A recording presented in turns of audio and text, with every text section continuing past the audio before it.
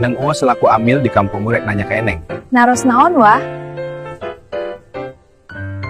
Apakah hati Neng sudah panjek niat nikah sama Kang Sodik?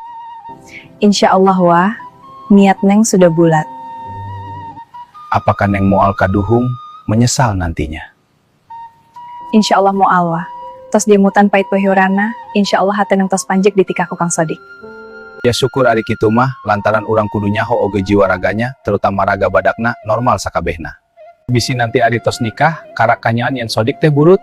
Tidak wah, nggak burut Kang Sodik mah. Etah, Neng nyaho ti mana Kang Sodik tidak burut? Ayo. Anu wah maksudnya? Maksud Neng, tidak mungkin burut wah.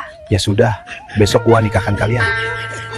Kalau gitu gua permisi pulang dulu. Salam ke indung Eneng. Insya Allah duduikeun ka emak. Nuhun wah. Sodik bisa dapatkan cintanya si Neng Iro, aing biarlah dapetin indung nage, lumayan.